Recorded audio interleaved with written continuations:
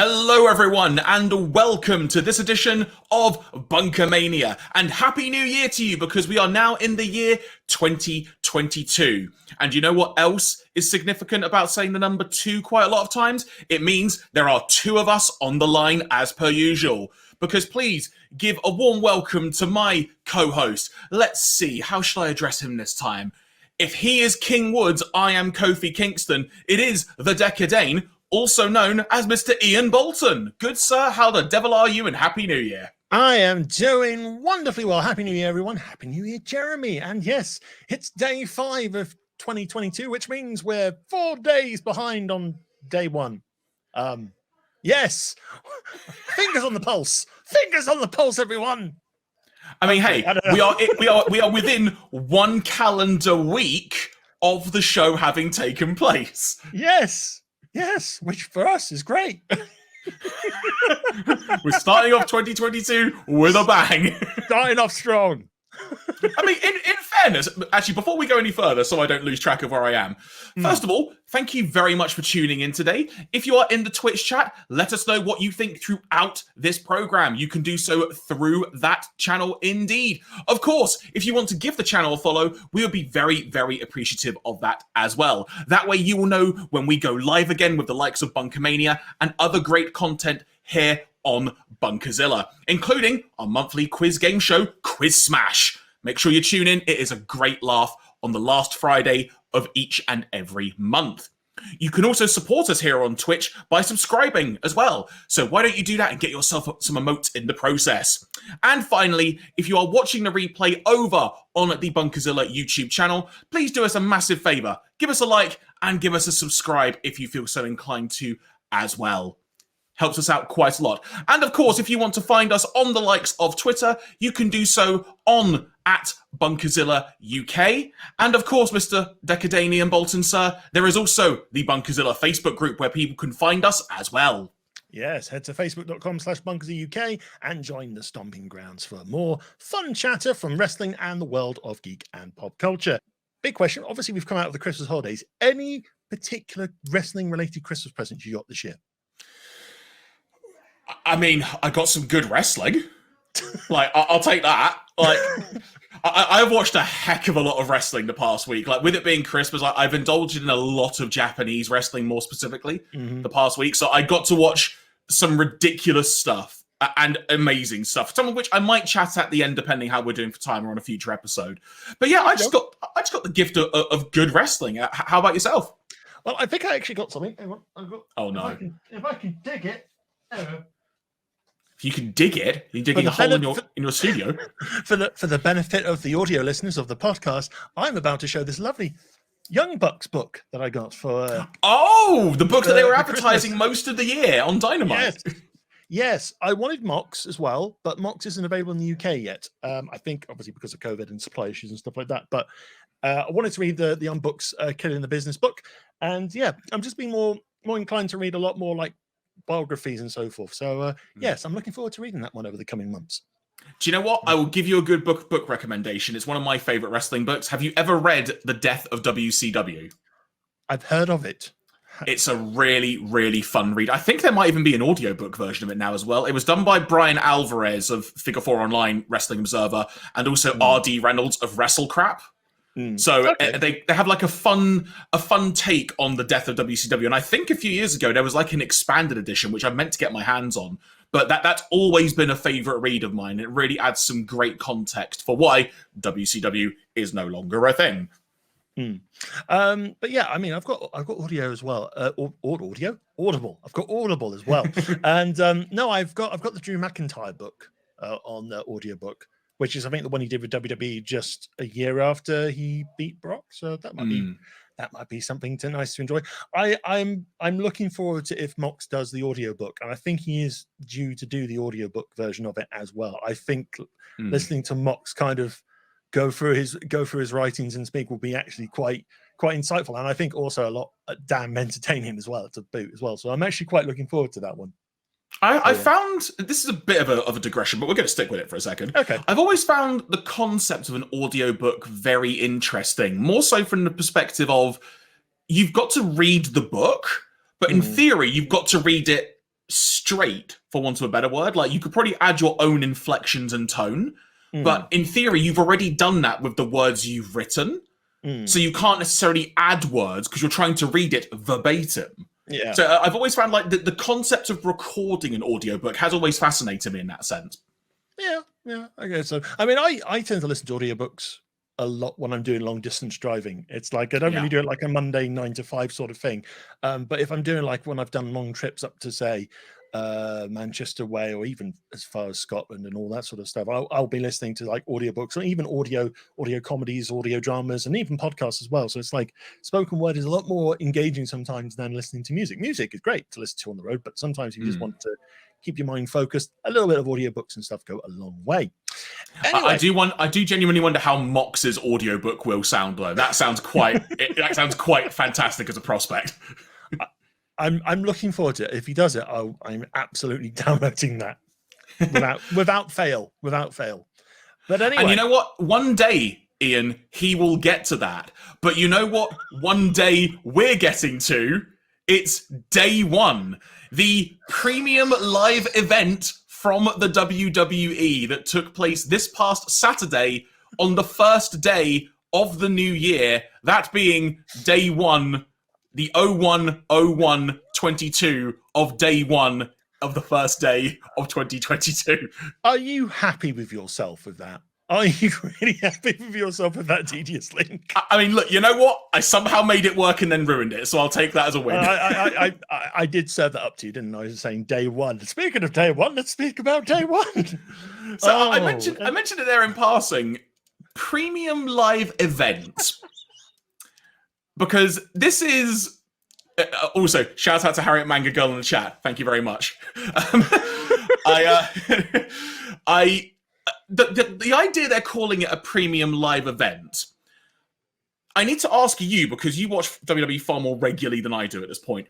Is this a brand new term for the year, or is this something that I've just really not noticed in quite a while? This is a brand new term which they came up and started at day one. So up until day one actually started, it was pay-per-view, and now it's premium live event. So it's like, wow, this must be a special event because all the other ones are just standard live events. Premium means something happens.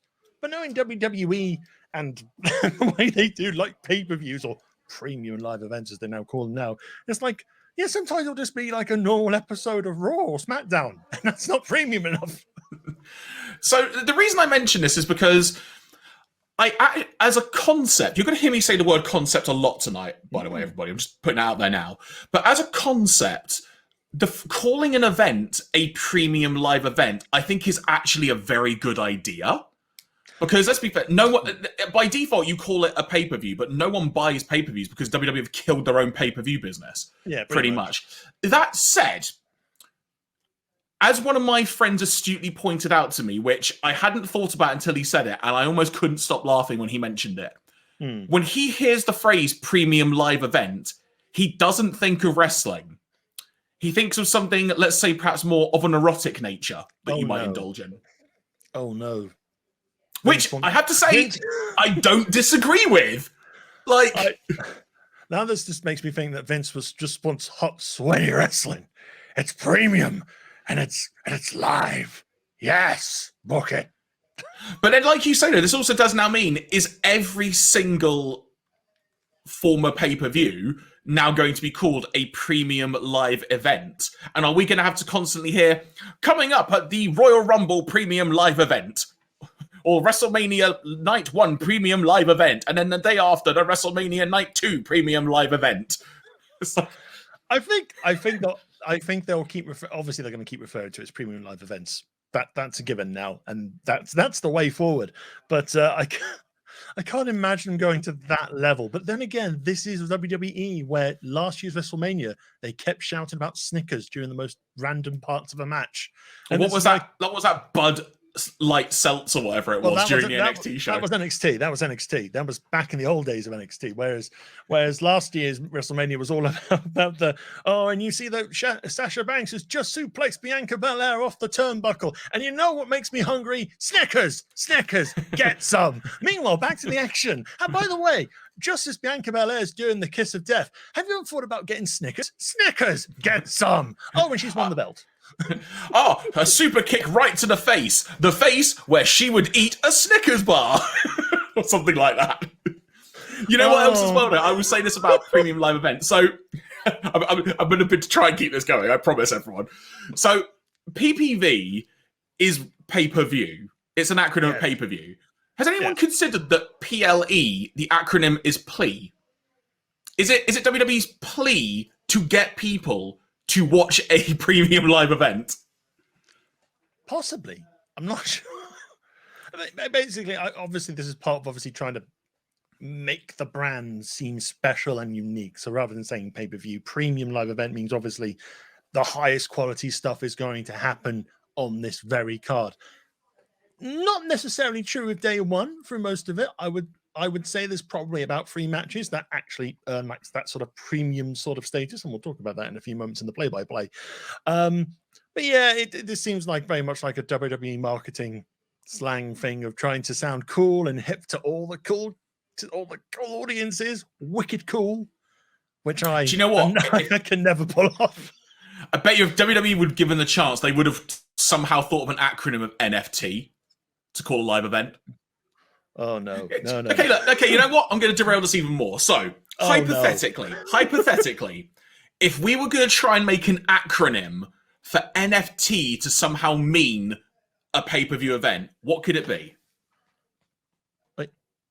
As in, we're changing the name of non-fungible token. Yes, so from non-fungible token, what would you change it to in the context of a WWE event?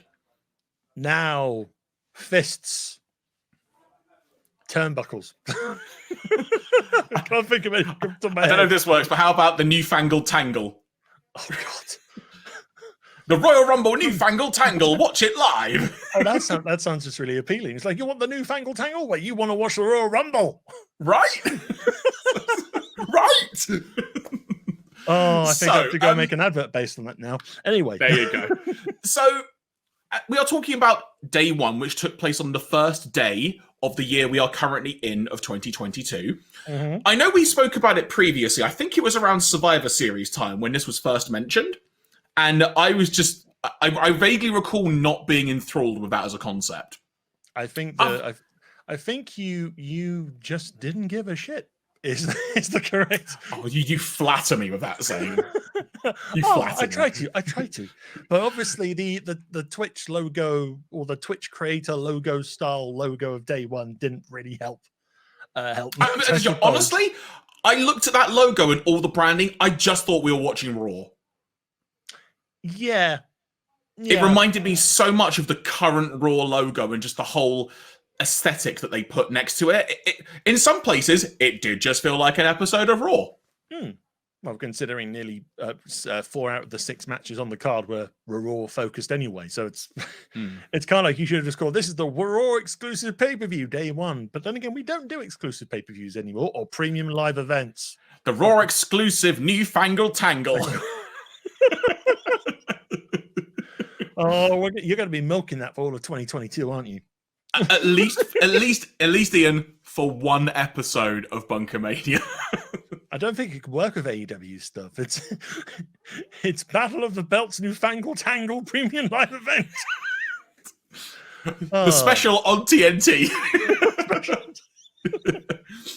but the day one as a concept, though, like, honestly, to perhaps give a little bit of a preview as to what I thought. Overall, I actually think this event worked very well as a concept in practice, because, I mean, admittedly, the idea of watching a WWE show on New Year's Day did not flatter me whatsoever. Not helped by the fact I watched the Pro Wrestling Noah show that took place at Budokan Hall that same day, and that was freaking phenomenal. But considering I watched this pretty much immediately after watching the Noah show, I actually thought this was a very solid show, and given how things turned out, there was a special feeling in the air in that building, which I think helped as well. And as we're going to get to, the crowd were really up for this show, and that helped a heck of a lot to really make it feel premium. Yeah, I think December and not having a pay-per-view helped, I think, with WWE sort of scheduling in us away, because obviously we go from Survivor Series into TLC and then we go into Royal Rumble. But I think just not having a pay-per-view in December because of how busy everything is around December, obviously with Christmas and New Year, I think just gave us a bit of time just to kind of just relax for the rest of the year and then get going. As they kind of said, it all kicks off on day one, all that sort of stuff.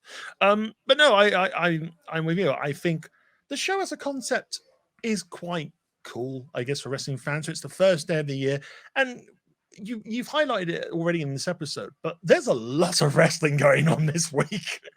So it's kind of like, well, we might as well kick off the wrestling with WWE, and then we move over to Wrestle Kingdom, and then we've got AEW, and then we've got Battle of the Belts and all that sort of stuff. Sorry. Fluids going. There's so much wrestling, you can't breathe. There's so much wrestling that I'm coughing right now. No, I'm fine. But yeah, it's just it's all that newfangled tangly, and it's too much.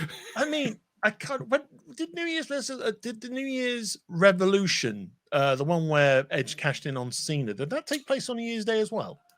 Many years. That was 05-06 time. I don't know. Let me look off. I'll keep going while you talk. Yeah, because I kind of felt if it's like a nice special like themed show. I mean, again, we've kind of gone back with WWE sort of like standard theming for like all their main premium live event shows. I was about to say PPV.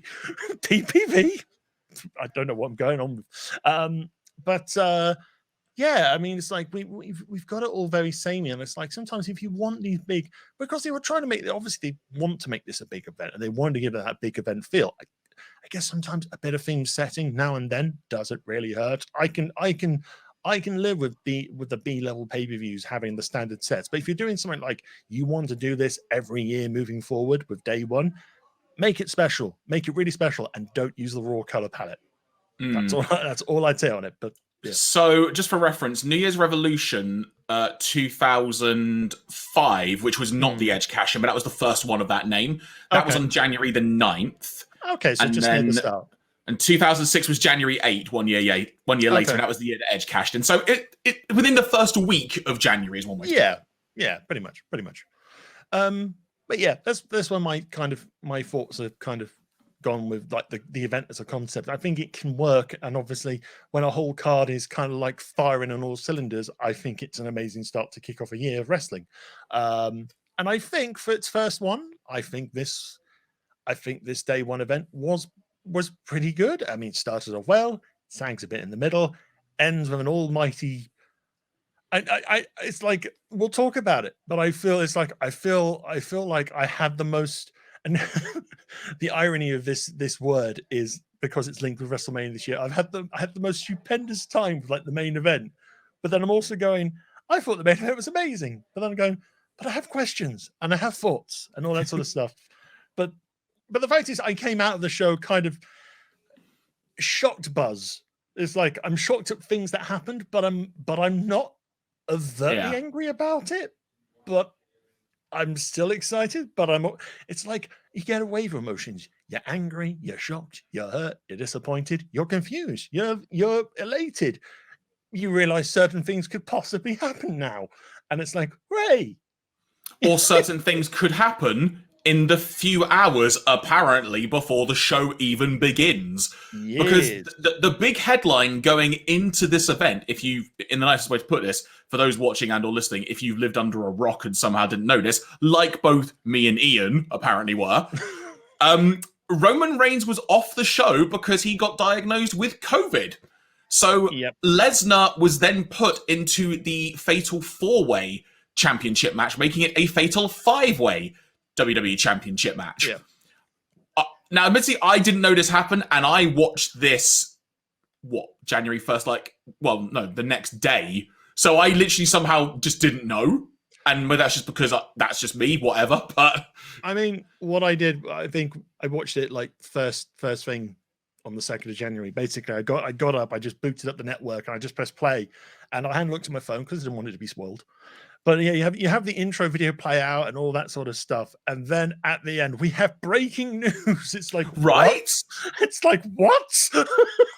It was really weird the way WWE did it because they added a bit into the intro video package, announcing there had been a change, And then they went to the announcers who announced there had been a change. Yeah, you could tell it felt a bit disjointed and whatnot. I think the news probably first broke during the kickoff show. I think that's probably what happened, and I haven't seen the kickoff show, to be honest.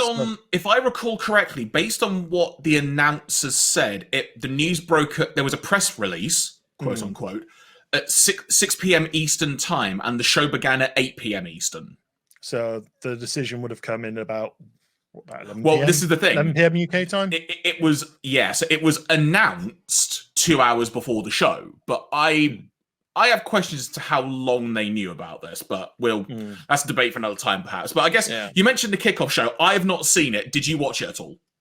No, but I know they did highlights on the main show, but we know it was Cesaro and Ricochet versus Sheamus and Rich Holland, which seemed to be an all right match until Rich Holland got his nose broken by a flip from Ricochet. They do play it, I think, on the actual main show. It looks quite nasty as well. And then basically Sheamus had to kind of fight off both Cesaro and Ricochet. So it's like they had a weird, as other people were saying, they had a weird sort of flip of face heel dynamics. Sheamus still won, so they still won at the end of the day. But it was just like I think the Rich Holland injury kind of derailed what I think the overall sort of essence of that match. Hopefully it's a quick, speedy recovery for Ridge, because he's not being too lucky with injuries. He had a very nasty spell out with an ankle injury, I think at the start of last year as well. So yeah, hopefully he'll recover. I mean, I do like the idea of Sheamus and Ridge Holland together as like Sheamus the master and Ridge Holland the sycophantic sort of fanboy at the moment, saying, we used to watch Sheamus in our pubs when I used to play rugby. And apologies, this is a terrible Ridge Holland impersonation, but this is basically the essence of his character so far. So Ridge Holland was up late watching WWE pay-per-views. Yeah, in a pub. I mean, that doesn't surprise me because I've heard apparently they're really good fun. After he's been told he can't do rugby because he's too violent for rugby.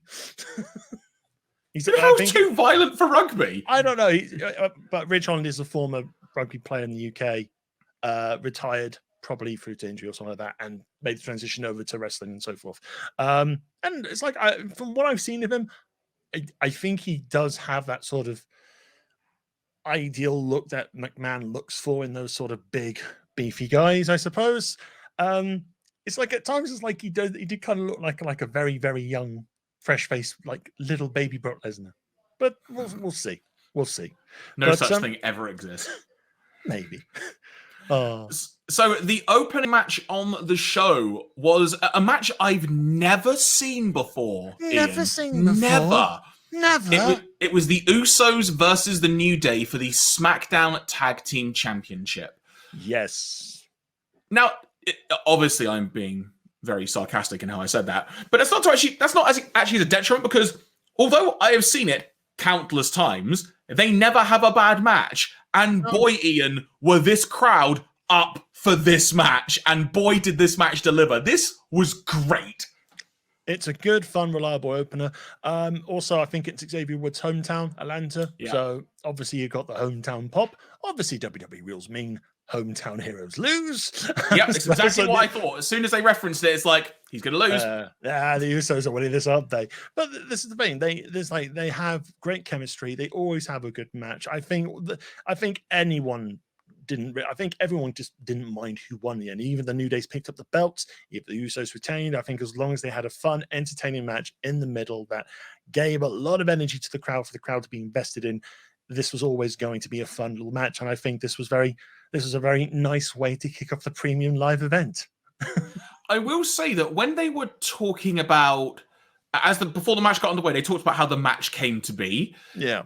It seemed very weird. It was like the New Day somehow cheated to get a title shot, but it was like, you know what?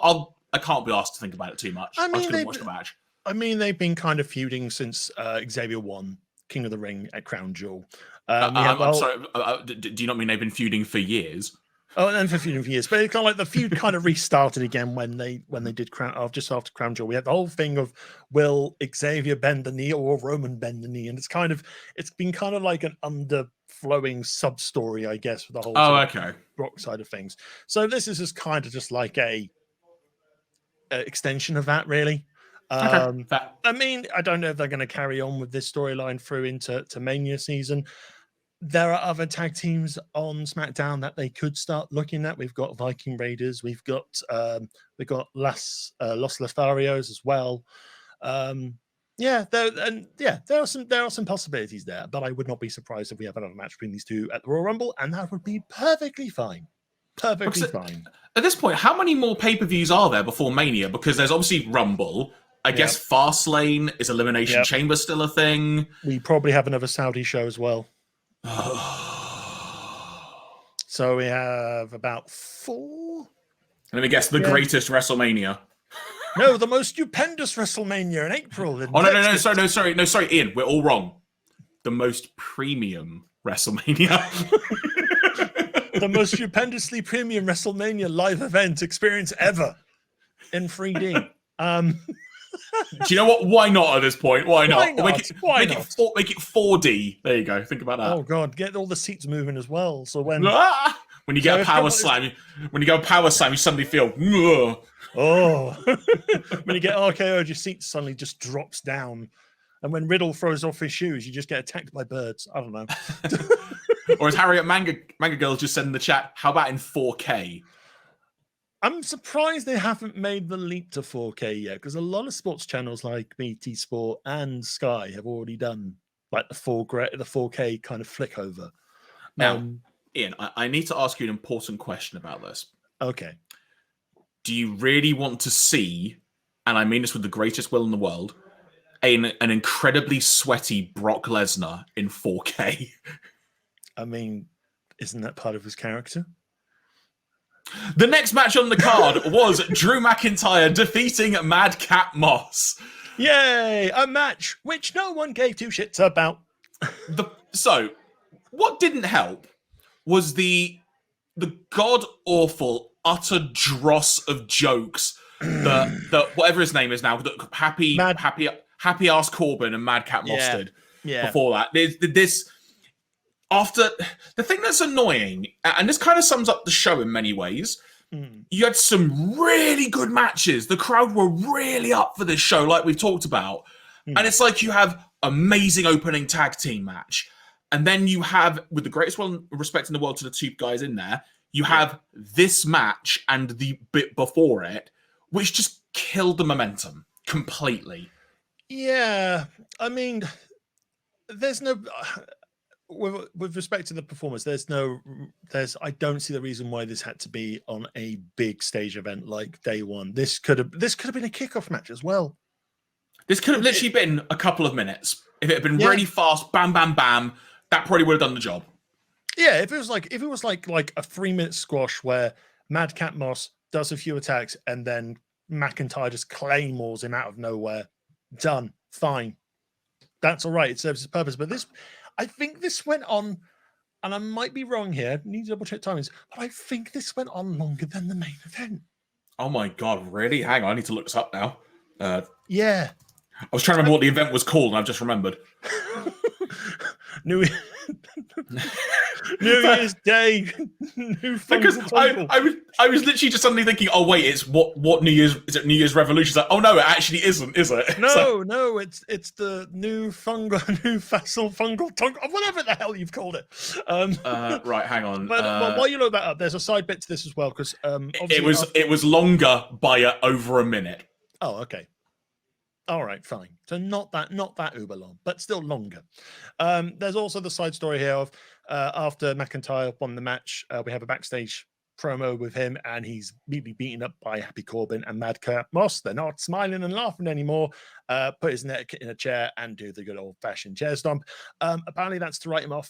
He's currently dealing with a neck injury at the moment, so hopefully it's not too bad, and hopefully he'll be back. Hopefully for Rumble season into Mania.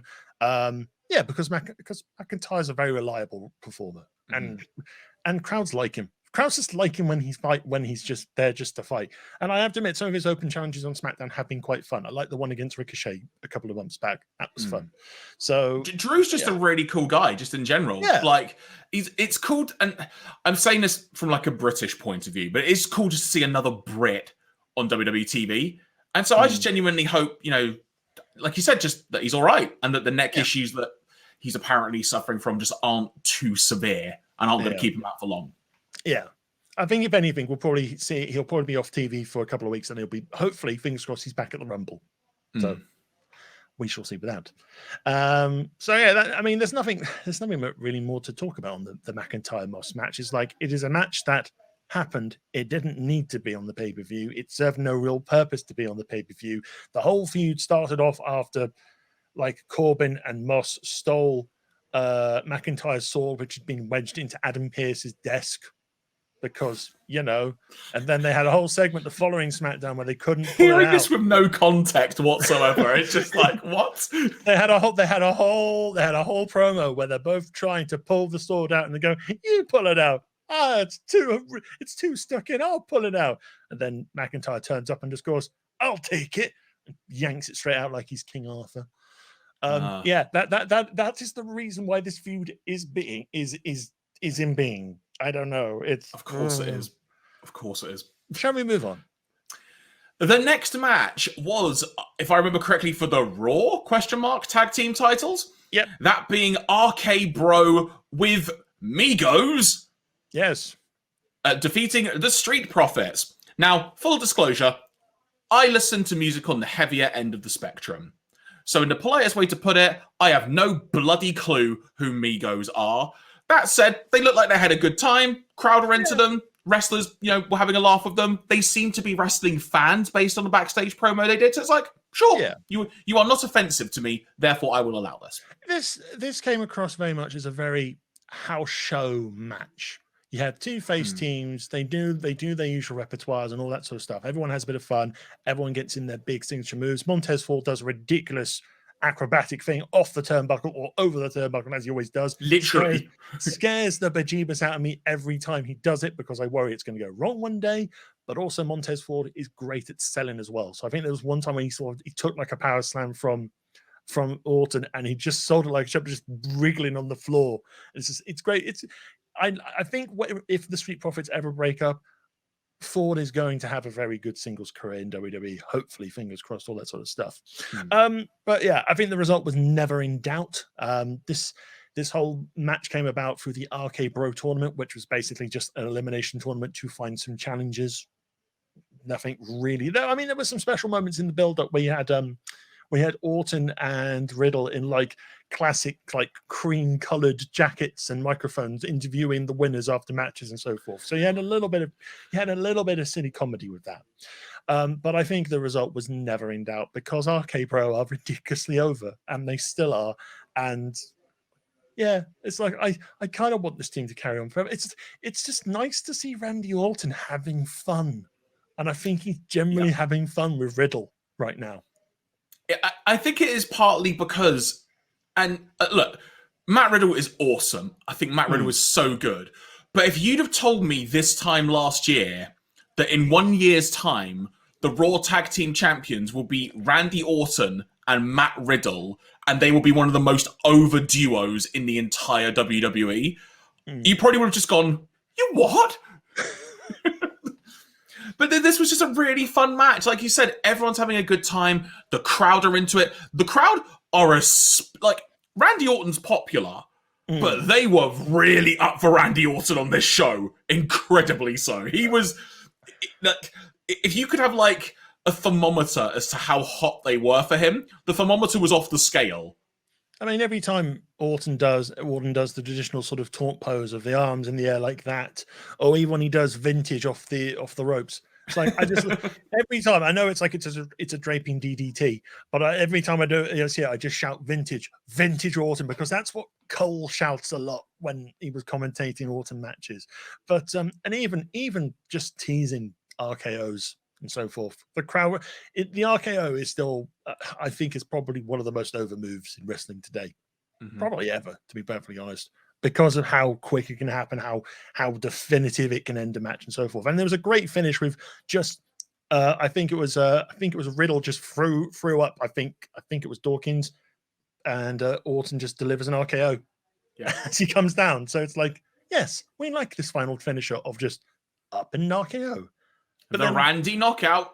Ah, yes. The Randall Keith Orton. Isn't that what it's supposed Randall to be? Keith out. Randy knockout. There we go. Done. There you go. But no, yeah. Fun match, like we say. Fun match. Honestly, I know it sounds like we're just kind of running through this relatively quickly. It's not because we don't want to say more. It's because there really isn't anything else to say. Yeah. Well, at least not for the matches we've done so far. Yeah. Because next up, we had Edgy defeating The Miz. Yes. On this day, I saw clearly how boring this match could be. There's a place full of broken dreams, and they should have left it all behind. On this day, it's still real to me. I think the long or short of it, it's a glorified TV match. It's fine. I mean, it kind of came into its own when it had its last couple of minutes before Beth Phoenix turned up as well. It's just this. I mean, with all again, all due respect to the performance, there wasn't enough to kind of get yourself into on this match. You've said it on your notes. It's long, it's boring, and apart from the Brood entrance into I See Clearly, which is amazing. Still, I like that sort of homage bit of him. Oh, Hound of the Brood, and then some Metal Lingus and all that sort of stuff. But no, it's like, again, this is a match that probably would have served better. Maybe like a main event of Raw or something, just to kind of freshen things up or something like that. But yeah, now we've got a mixed tag match at Royal Rumble between Miz, Marseille, Phoenix, and Edge. And it's like, fine, great. It's not what I really, really wanted. And I think a good question, and this is a question I kind of was thinking of talking about just briefly on this match in particular, is like, how does WWE and the fans get the most out of this Edge run? Because there have been some really good highlights. I think the feud with Seth Rollins was amazing last year, and it finished really well in Crown Jewel in Hell in a Cell. But other bits around it, I mean, the Reigns match at Money in the Bank was all right, not spectacular. It was fine, though. The triple threat at Mania with Daniel Bryan before he became Bryan Danielson, again, really, really good. But then we've got Miz, and it's like Miz is a reliable worker, but it's like I don't see fireworks going off when that happened, when they announced this match. I didn't see it, so why? It's like I didn't feel like I want to get invested in this because I didn't really want to see the match. So I have a couple of thoughts on this. Okay, one makes me at this point, in the nicest way to put this, time is probably gradually winding down for Edge. Yeah. Like, the fact he's come back is incredible, had some great matches, been great to see him wrestle, to put it bluntly, current day WWE stars. But there is also an element where I imagine there's probably, what's my phrase this? There is probably, this might be something he wanted. Okay. Maybe he thought, I don't know, this is just me hypothesizing here, but maybe he just thought, you know what? I'd like to work with Miz. Like, maybe he thought there could be some good dynamics between them, do some fun stuff. And I could kind of see, on a very shallow surface level, how this could be interesting. But even based on the video package that they showed before the match, my first reaction was, okay, so Maurice and Miz are renewing their vows. Eric Bischoff's randomly there. That was funny. They get a not bloodbath on them. And so he's ruined the renewal of their vows. Would Miz not be a lot more pissed off about this? Well, that actually happened, I think, the Raw before day one. So it's like... So within, 5 days then, I guess? Yeah. I mean, the match had been signed and sealed for 2-3 weeks beforehand. Oh, God, really? All right.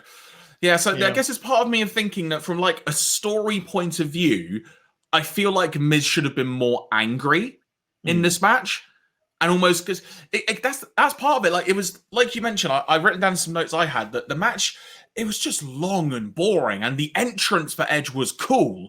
Of which, for the record, two of the last 3 WWE premium live events that I have watched have had him do a Brood style entrance. For the record, which is quite funny, but it just feels like there should have been far more to this, and it was long. I hate to say it was long and dull. It killed the crowd after they had been hyped back up after that tag. Ironically, the tag matches really hyped up people on this show. I say ironically, but you know what I mean. Yeah. But the other thing which in a weird way, was also very un-WWE, was a proper production snafu when it came to Beth's, I'll say, surprise. Because you see Miz and Maurice looking at something, the crowd start looking at something, they cut to the entrance eventually, there is just Beth standing there, nothing happens, it's like time is standing still, and then suddenly her music kicks off and she starts walking. And then she gets to the ring and she gets to the ring, glares at Miz with her awesome haircut. Her hair looked incredible. Speaking as a bloke with long hair, I am envious of this to a massive degree. It reminded me of main character from Horizon Zero Dawn. Oh, Aloy. Yes, her. The hairstyle's very, very similar to Aloy in that way. But no, I look at I just thought Beth Phoenix was just standing from the ramp and just getting angry at what she was watching. And basically, when the music gets like Beth going, "I've had enough of this shit. I'm coming down to beat you up for hurting my husband." In that sort of way. Yeah. Or maybe she's just getting annoyed at just the match in general, like most of us. It's like this match isn't getting 5 stars from Meltzer. Damn it! I'm gonna do something about it. Play my music. But it did just really feel like that this was a rare instance where clearly there was some crossed wires on what was meant to happen with this. Yeah, I think so. I mean, I just like I said, I assumed that we just cut to Beth just standing there looking more and more pissed off about it, and then when she had enough, the music kicked off. It's like, all right, fine. This is like a weird way of introducing someone into the match. Fair enough.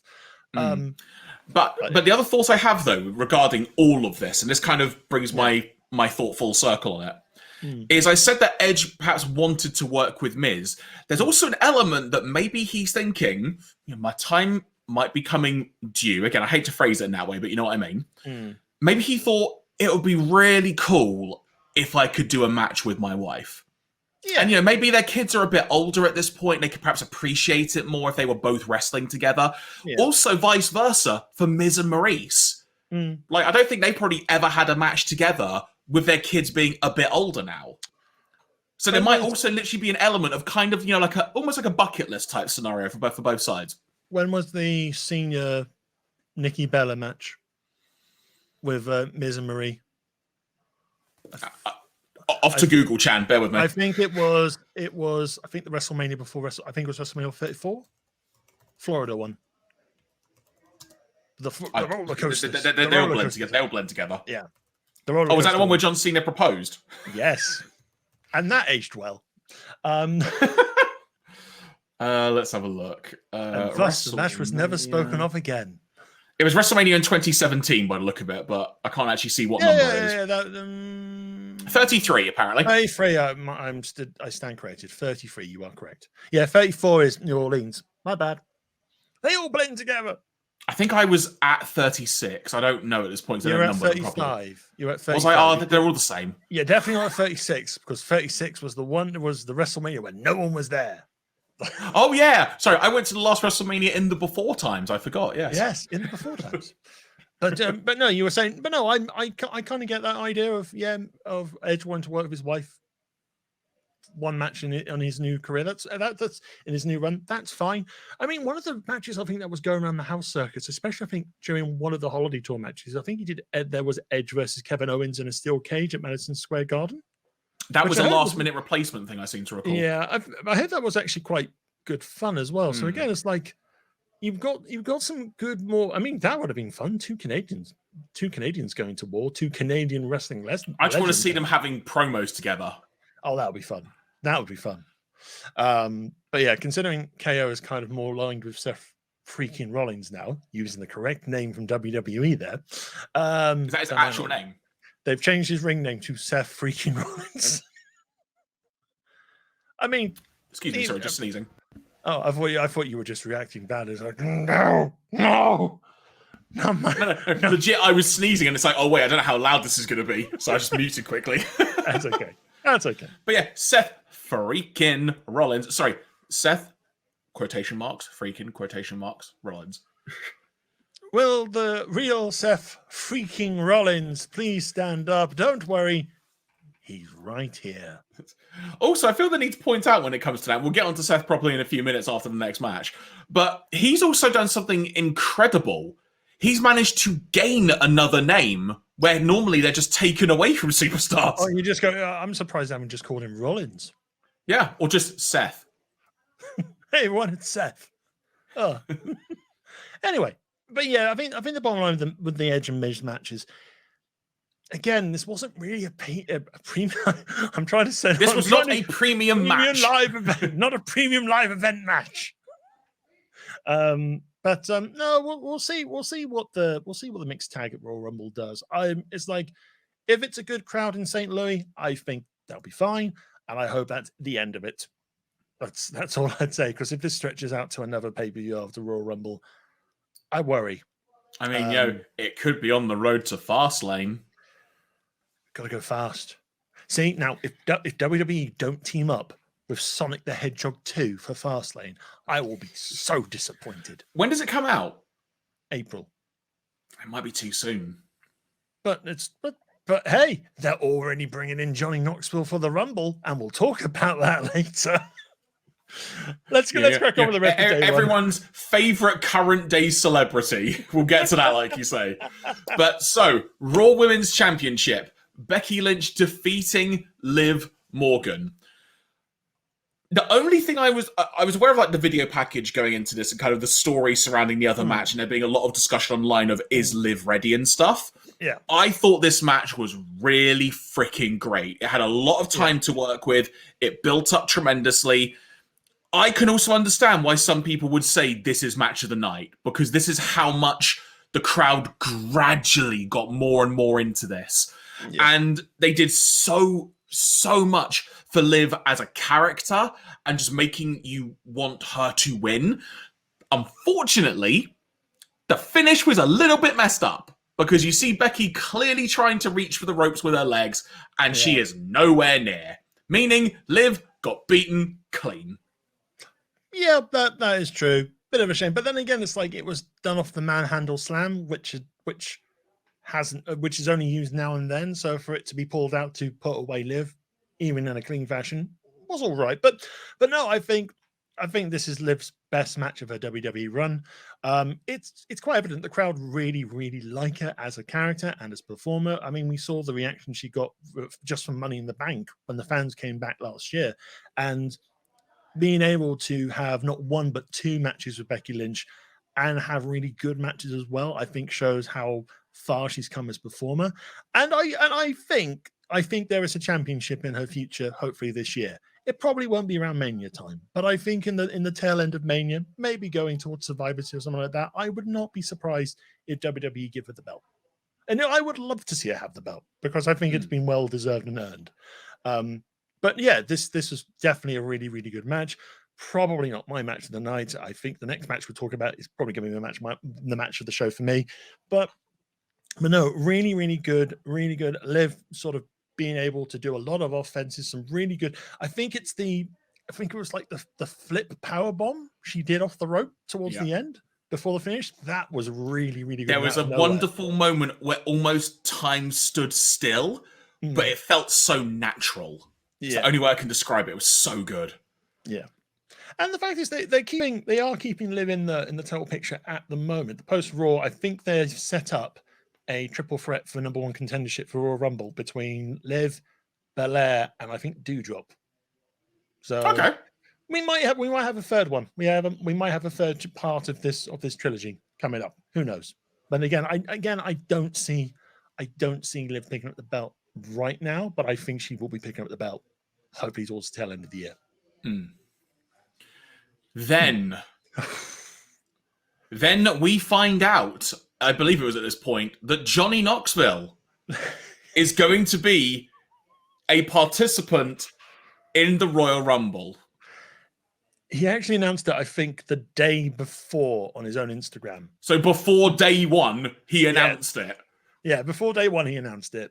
Obviously, the Royal Rumble's happening 2 weeks before Jackass Forever comes out. Hopefully at cinemas, bearing any delays with COVID and stuff like that. And it's like, this is like one of those sort of brand promotion things they're doing Now we've had Army of the Dead, we've had Red Notice. Now it's Jackass Forever. As long as the Royal Rumble is not presented by Jackass Forever, I will be fine. That's something you would expect NXT to be presented by, to be perfectly honest. Hold that thought. Let me check something. Oh no. But I know some people from Jackass have been involved in Raw before. I know there's the infamous one with Steve-O and Chris Pontius with Umaga, and they refused to sell, so Umaga made sure they didn't forget. Yeah, I remember Umaga, I think, beat the crap out of Steve-O for that. But no, I can see it's like we haven't had a fun celebrity appearance in a Rumble for a while. All I imagine is Knoxville's going to go in. He might take one finisher. He might take two finishes. He might take there might be just a full ring, and he turns up like number 25 or something like that. He goes into the ring and gets a Claymore from Drew, gets a 619 maybe from the Mysterios, and then just dispose of. Heck, if Brock's even in it, we'll give it an F5 as well. As long as Johnny Knoxville takes finishes and then is promptly ejected, I will be fine with that, because it's selling the idea of what Jackass is. So, having been on WWE.com, there is no mention of Jackass anywhere on any promotional material I can see. Okay, that's good. That's good. But the thing is, though, fair play to Johnny Knoxville if he's actually going to get in the ring and be involved. And as Harriet Manga Girl said in the chat, you're genuinely happy that Johnny Knoxville is going to be in the Rumble again. Then again, I love Jackass. I think I still love Jackass, but there's honestly just part of me that's like, dude, maybe a decade ago. But in the nice way to put it, you look at old, mate. Like, how many F10s can you take or something? Because if Brock Lesnar were to grab him and just throw him in the air, he would go flying for a while. Oh, what was it? Someone on wrestling Twitter suggested that the WWE go get Butterbean and put him into the Rumble, because Butterbean and Knoxville had a little skit on, I think, Jackass the movie, where Butterbean knocks him clean out. And it's like, yes, full circle, and Butterbean won the brawl for all, so why not?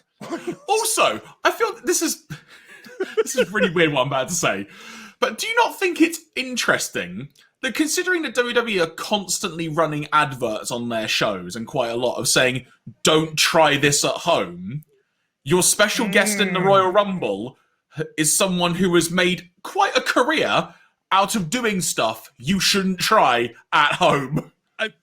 I think they might actually use it as a fun advert to saying, don't do this at home. You don't want to be like Johnny Knoxville. You don't want to be Johnny Knoxville going in there and telling Otis that he can't wrestle, because he'll just get Vader bombed.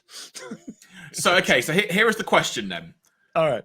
What, just hypothetically now, who do we feel will attack Johnny Knoxville? What moves could he potentially take? Spear. He could take a spear. I can imagine him taking a spear. He could take a big ending. Yeah, or maybe a super kick or something like that. I think you are missing the boat if you're not putting Johnny Knoxville through a couple of finishes and then maybe a table as he's eliminated. I'm going to go really all out on this. You ready for this? You ready for this as an idea? He takes a Styles Clash.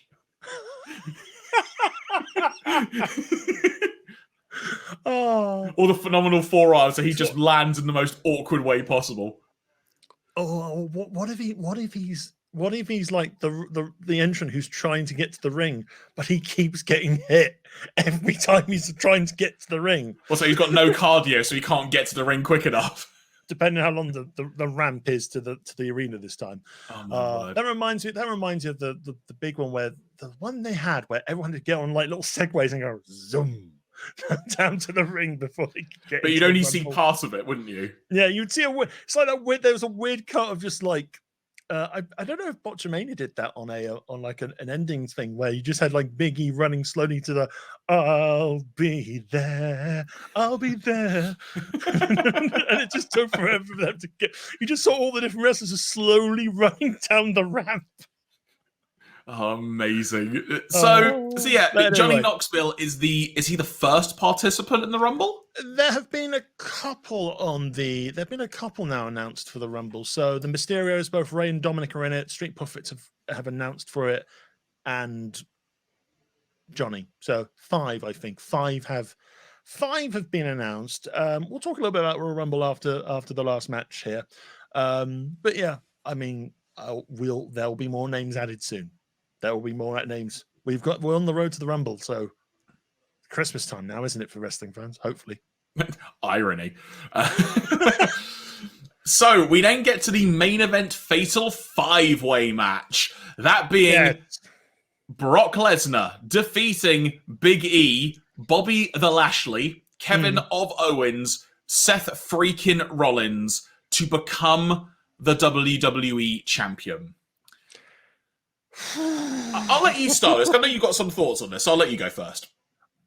I mean, I think the thing is, the moment they announced Lesnar was being added to the Fatal 4-Way, I just went, this is going to be amazing. I mean, I knew the Fatal 4-Way itself was probably going to be all right anyway with the people involved, but this is the thing about Brock as a performer. When you put him in the right match with the right people, and you feel like he's game for like a performance, there's nothing fun. There's nothing more fun to watch than this.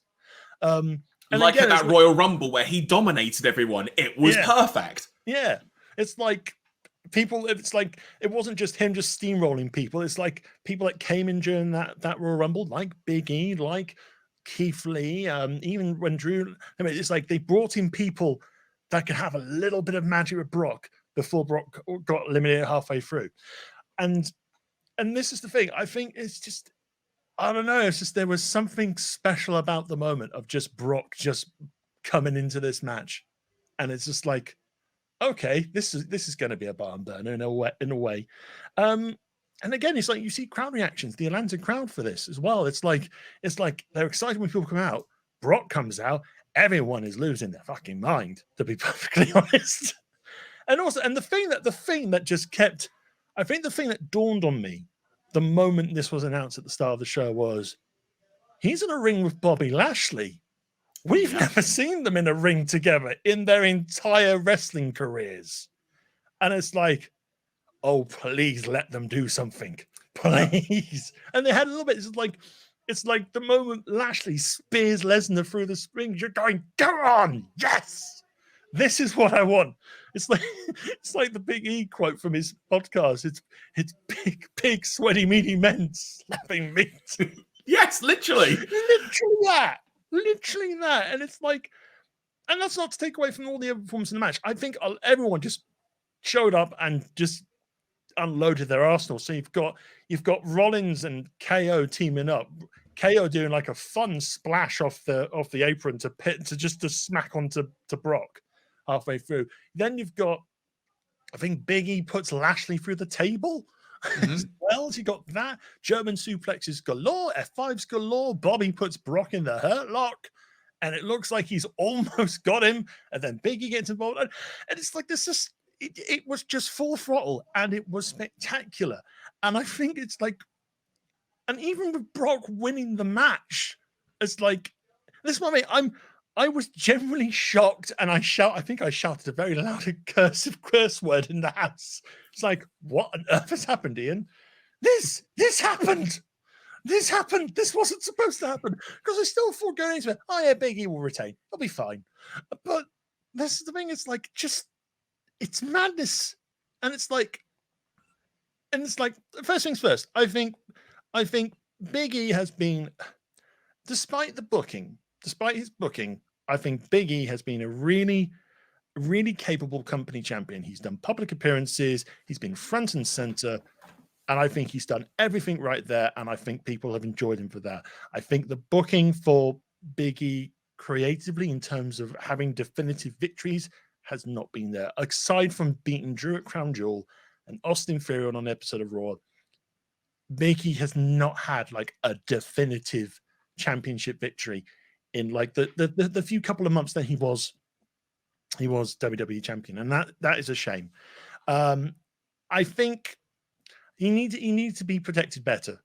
And this isn't the first title reign that Big E's had, which has been a bit haphazard. Intercontinental champion at the start of last year.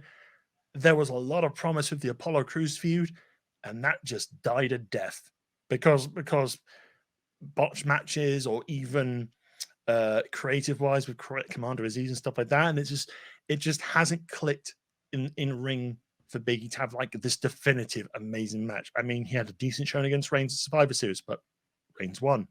And yeah, it's just the creative needs to be better. I think if Big E, I wouldn't say Big E goes away. I would say if they start to just slowly restructure the Big E character and rebuild him, he can still be a great babyface champion that chases the title. That will be fun. That will be great. But it's a bit disappointing to see the reign end like this, to be perfectly honest. But it's like the thing is at the moment is I love this new Lesnar at the moment. I love babyface Lesnar. I love how much fun he is to watch as well in promos and stuff like that. He looks like he's having the best time of his life. Obviously, being paid a lot of money, it was whatever, but it's like if you told wrestling fans like 3-4 years ago that when Brock Lesnar would come back after COVID or after this pandemic, he would have this insane new sort of rugged farmer look. He'd be having silly promos of fun, of delight with Sami Zayn and all that sort of stuff.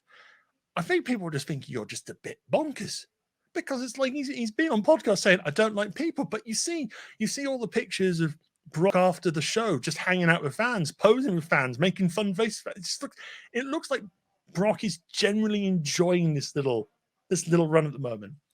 And I think the fact that we're getting Lashley Lesnar at the Rumble. It's like again, it's like one time. It is disappointing to see Big E lose the title like this, but on the other hand, if WWE can deliver on that dream match that has been forever requested, it's kind of like it gets eyes on the product. This is the thing. It's like going back to my first thing, and I'll let you chat in a second, Jamie, because I've been going off on a tail end on this one. But no, the fact is, I wasn't really that interested in the Fatal 4-Way. The moment Brock gets involved, I want to see this match badly because Brock in multi-man matches is always quite good fun. So yeah, it's like Lesnar has that draw. He has that pulling power. Even if he's in a 10-minute match and he just does several power moves and just that's it. That's what you expect from Lesnar nowadays. You don't expect like a drawn-out 30, 40-minute match, which would be great. But no, you just want to see him suplex and F5 people for maybe 15 minutes. But this is the thing. The match started with him just suplexing Rollins and Owens 3 or 4 times each? Yeah. And it's like as soon as that happened, you just knew, okay, this is going to be fast and frantic. And it was so good. It was exactly... I've seen some people online moan about how long the match was. It didn't need to be any longer because of how much happened. I mean, one of the last major multi-man matches I think Lesnar was part of was the SummerSlam Fatal 4-Way with Reigns, Joe, Strowman, and Lesnar. Again, that was a fairly fast-paced, 15 less minute match, but you still had moments. You just had anarchy from the go, and that's what these big multi-man matches need to be. They're anarchy from the get-go. You can't just do 2 in the ring, everyone else has a break. It's kind of like things have to go on around, to be perfectly honest. And you have that. You had just people just hitting their power moves. Lashley spearing, KO and Seth Rollins doing frog leaps and all that sort of stuff, and super kicks and stunners and all that sort of stuff. Big E punching and doing big endings. Everyone had a chance to have their power moment in a way. Yeah, and the idea, like you said, as soon as you realized, oh wait, Lesnar and Lashley are in the same match, and it was like, yes, thank you, I've waited for this. And just the interactions that we got with various people, and you know what, it's like, I'm gutted for Big E, and I agree with everything you said about Big E, just the way his title reign has worked out. it's not been great. Not through any fault of No. his own. No. It's just the material he had to work with. That's just an easy way to sum it up. Mm. But I will say, I'm happy at least he was the one pinned by Lesnar. Also, interesting potential future story beat. Lesnar has now ended the WWE title reigns of 2 members of the New Day. Xavier will win him. Xavier will beat him. Mate, what if, hypothetically, Xavier Woods gets a title match against Lesnar in the future, and he's the one to dethrone Lesnar and avenge the New Day? Yeah. And then we get a New Day triple threat match or something. Like, just imagine that as an idea. It'd be fun, but I think based on how the rest of the news sites are saying, this doesn't affect the plans for WrestleMania's main event. It is still probably going to be Reigns Lesnar for the Universal Belt. Oh yeah, as soon as Lesnar was added, I immediately thought, if Lesnar wins this, it's because they're doing a champion versus champion match / title v title at Mania. I don't want to see that. I really don't want to see a title v title.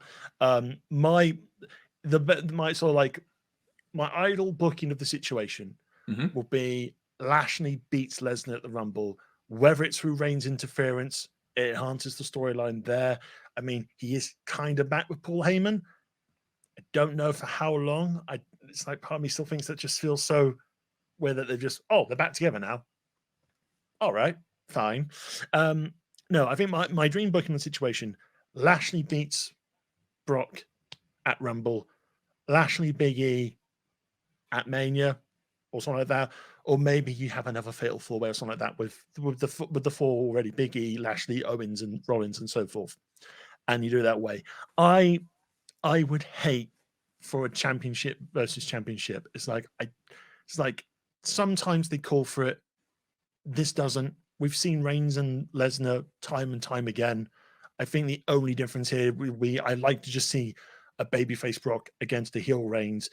And considering Reigns hasn't beaten Brock at WrestleMania in his every time they meet up, I don't see Reigns losing the title at Mania, to be perfectly honest. But it's like it's just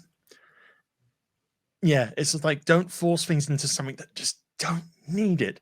I mean, yes, Brock becoming WWE champion got a lot of eyes back on the product quickly, going, what's just gone on?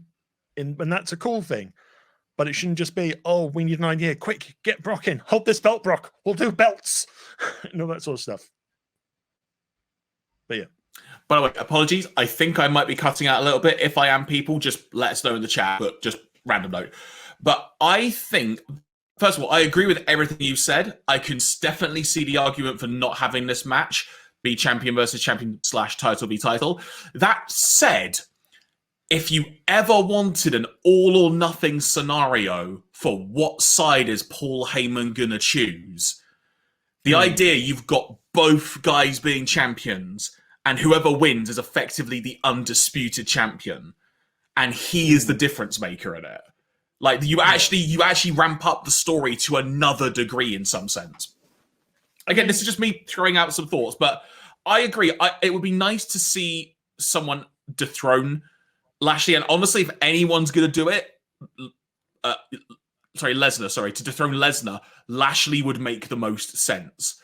That said, I'm also up for seeing them fight quite a few times. To be quite honest, I want to see these 2 big behemoths just clobber each other for a while. I mean, to be perfectly honest, you could, depending on how the Royal Rumble match goes, you could kind of do, it's a 2-night WrestleMania. You could do night 1, Lashley versus Lesnar for the title. And if Lesnar keeps the belt and goes into night 2, then it's all to play for. But again, it's like, as much as I can sense that might be on the cards, I don't want to see a title being title. The other issue we've got currently, though, I agreed. The other issue we've got, though, at this point is we're on the 5th of January on the day we're doing this. WrestleMania is what, in April? Is it? What's the actual 3 months date? away. Let me look up the date quickly. April 8th and 9th, I think. We're doing really good here. I'm like on the Wikipedia page, just trying to look up what's the next pay-per-view. Doesn't even list it. That's where we're at this point. It's because you called it a pay-per-view, Jeremy. I'm sorry. Called it a premium live event. Also, on WWE.com, it's noted as a premium event, is the Royal Rumble. Oh, all right. Fine. So there you go. But WrestleMania 2022, because I don't know what number it is at this point. Sunday, the 3rd of April. Okay. We've got It's a two-nighter. So second and third. But that weekend, though. So it is the 2nd and 3rd of April. So that's a long time to fill between now and then. And honestly, based on past endeavors, I don't trust WWE not to screw it up in some way. Yeah, I think ultimately, if we're doing Lesnar Lashley, that's amazing. Keep it to Rumble. Give Lashley the belt. Lashley's been a fine champion in his first run. He should be fine in his second run, and then maybe we might have a face Bobby Lashley, because they are kind of making him kind of like a face now in a way, because the crowd treated him like a face when he won the qualifier to face Lesnar. And even backstage, it's more about him. It's like the behind the scenes video after he won the match. It's like, you can tell he's happy he's got this match, because he just looks like he's just won the lot. He's just smiling from ear to ear going, I've got the match I've always wanted. But no, I can imagine Bobby Lashley as a face facing a heel. I mean, you could have Austin Theory, because they have been kind of, no, that's a dark. Has he still got an egg, or is that long gone? No, he's still got the coaching of Mr. McMahon at times. Oh no, Austin Theory's in the Rumble as well. I forgot. He's also in the Rumble. Yeah, there's a lot of ways. It's just I don't care right now. I just don't want to see a Brock and a Roman title for title match at Mania.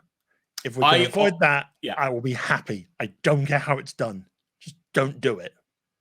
Agreed. I will say, and I do want to emphasize this, I hope Big E just doesn't get lost in the shuffle from this. I mean, it makes Big E more of a credible. It makes Big E more of a credible possibility to win the Rumble. So he could win the Rumble, have the right to face either Lashley or Lesnar. Because again, you could still have Big E versus Lesnar at the Mania Night 1, and then Lesnar goes on to face Reigns and loses there. So it's not. There are options. There are some good options on the table, but 9 times out of 10, the fear is WWE aren't going to go with those options, and that worries me. So we've talked a lot of like post this show now, but just to sum up this show, because that main event was batshit, quite frankly. It was great fun.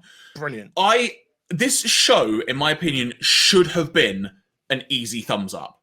When you look at the card, perhaps sans the Drew match, if I'm being honest, when you look at it on paper, this should have been an easy thumbs up. But to me, it's a thumbs in the middle going towards thumbs up, mainly because both the Drew and Edge matches really just took the pace down, really just took the heat out of everything. Also, the pacing of this show was all over the place. They were having really long, what felt like long ad breaks. And that honestly just felt like, to me, they were really trying to pad out for time, because I'm assuming one of the advertised matches originally was Lesnar and Roman, right? Yeah. So they pretty lost one of their biggest matches. Arguably, that would have taken up roughly 15 to 20 minutes as a whole anyway. Yeah. So I can understand why they needed to fill time, but I kind of felt they did address that with these nice video packages for Big E, for Bianca, for Seth Rollins, and so forth. So it's like they weren't repeating a lot of bad adverts. They were trying to do some nice, I think, just quick video packages for some of the big stars that want people to still think about. So it is kind of comforting that if Big E's being included in like those video packages, people still want you to think about Big E past this event. So maybe like I said about the Rumble, maybe there's a possibility Big E wins the Rumble now. Who knows? I don't know. I agree with that mindset. My issue is that didn't belong on the event itself. Okay. Just because I feel like that, if anything, should have been done in the build up to the event. Yeah. Well, I guess it's like you said. I guess because they had 6 instead of 7 matches. They had to fill the time somewhere. So it's like it's the best of a bad situation. Notwithstanding. Yeah. It's the best of a bad situation. I would have preferred I preferred what they did than rather have 10 repeats of the bloody Capital One card of "Hello, I'm a centurion. and I don't know who you are, but I've got a card, and it lets me collect all these cool, wicked cool WWE points for premium live events. Yeah, they're going to have to redo the advert now, aren't they? So there you go. Oh, God. But the thing is, though, as a standalone show, and I'm speaking as someone who really just doesn't watch much WWE at this point, I felt this was a great taster of both what WWE can do and what they are guilty of doing. Yeah. No, it was a really good. It showed me where a decent amount of things were at currently and who is really popular, what direction they're heading in. For me, it was a good taster of what current WWE is like. But when it was great, it was really freaking great. When it wasn't, it really wasn't. No.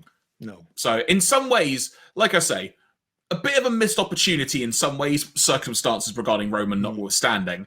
But like I say, to sum up, thumbs in the middle towards thumbs up for me. I think the only thing day one kind of highlights for me as someone who does watch a lot more WWE in this situation is the SmackDown side of things needs probably addressing a little bit, because we have a lot of Roman, which is great, and that's fine because he draws the numbers, he sells the merch. That's fine.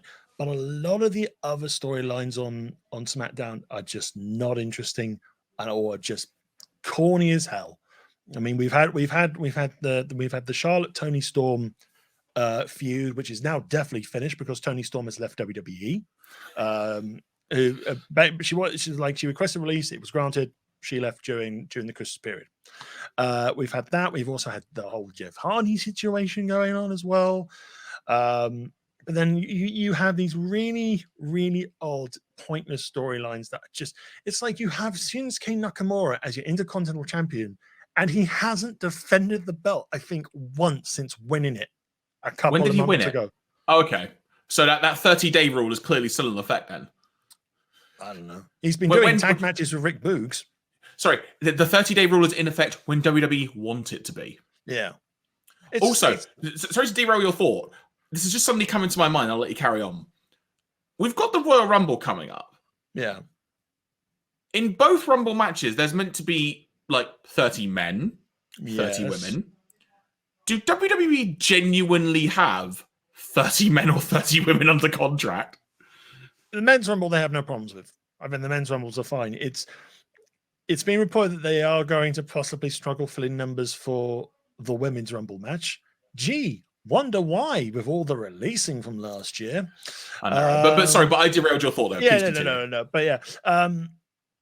But yeah, I just think SmackDown it's like Raw is getting slowly better. It's not great, it's not perfect, but they are having a bit more sub storylines. You still have something with RK Pro going on. You have the Edge and Miz stuff going on. You have you have a lot of other storylines going on with the women's division and stuff like that. But it's very haphazard in SmackDown right now. And SmackDown is clearly the A show, but it can't just be the Roman Reigns show. As much as a lot of people would love it to be the Roman Reigns show, and I enjoy the Roman Reigns character right now, it needs to be a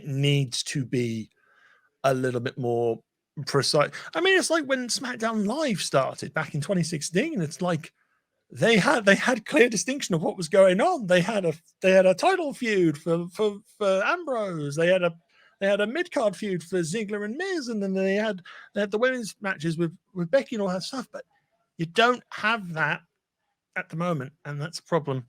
And when you're going into your biggest part of the year, WrestleMania season, you need to do something better with it. And I think releases and obviously the COVID situation haven't helped. But yeah, it needs addressing, and it needs addressing before they get before they get to the Rumble. Harriet Mangagirl said in the chat they'll probably get female legends in the Royal Rumble again. That's probably a given. Good point. Oh, and here's a thought. Is there any word on what the current status of Bayley is? I think she's almost ready to go. I think Bayley might return at the Rumble. I think she probably will have returned at the Rumble. Given the way things are, I think it'd be very beneficial if she could return. Yeah. Yeah. I mean, we haven't seen Oscar in ages as well. So wait, really? Yeah. She's been. She's been. Has she had an injury? Well, I think she had some teeth knocked out from Baszler a few months ago, but I don't think she's. Do you know what? Actually, this brings up an interesting question. I'm gonna attempt to go on WWE.com and not break my computer. Don't break the computer; they'll ruin the show. but no, I think overall, day one has been a decent. Day one was a decent little show to start the new year. It had the right things to make it a talkative event. Obviously, the Lesnar win, but it does come with a few positives and negatives.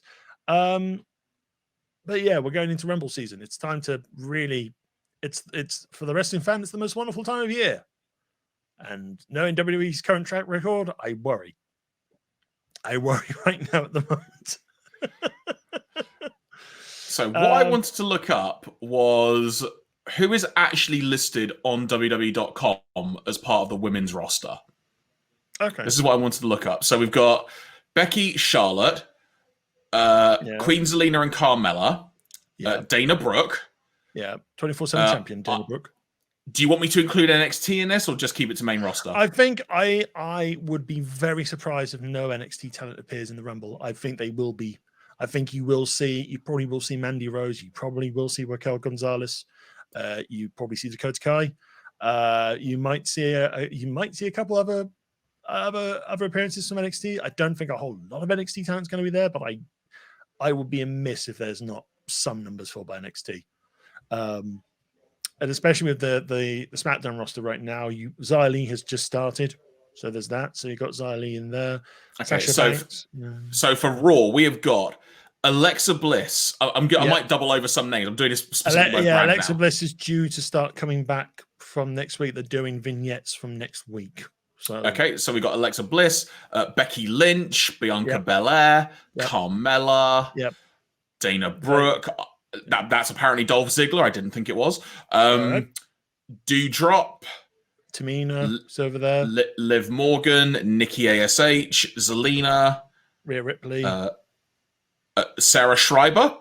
I'm pretty sure. I don't. All right, sure. She's an interviewer. She's not a wrestler. Yeah, I was going to say, I'm pretty sure you're not in the ring, but sure. Sonia Deville is listed as a talent. Stephanie McMahon's randomly on here. Yeah. And Tamina. So now let's attempt to load up the SmackDown roster. Sorry, this is not the greatest. So SmackDown, off the top of my head, SmackDown, we've got Sasha Banks, we've got Charlotte. Well, Charlotte won't be in there. So, like you say, Charlotte, Sasha, Aaliyah. Xia Li. Naomi, Natalia.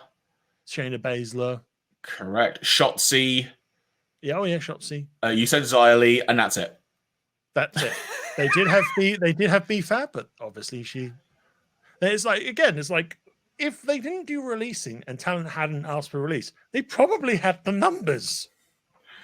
Okay. Spaghetti-O. So yeah, expect. Yeah. Do you know what? It would almost be the biggest kicker if WWE bring back people they fired for the Rumble. Don't think I think the people released might disagree, might not want to come back. No, I fully expect they won't, but they're probably going to try and reach out to one or two of them, suddenly going, hey, you want to come in for the Rumble? You up for it? It's like, we're still friends, aren't we? No, friends. That's so. Now that I've mentioned Stephanie McMahon, I bet you she'll be in the Rumble. Basically, I would like there to be a good women's rumble. Yeah. I think the women's rumbles have always been quite fun to watch anyway, even with cameos and stuff like that from Legends and from NXT. I think they can definitely fill it, but as long as the NXT talent they bring in are the reliable ones. No, that's worded wrong. I think are comfortable in the ring, because as much as there is some good talent in NXT, some people are still a little bit green in the ring, and basically they're using the show to obviously train wrestlers and all that sort of stuff at the same time.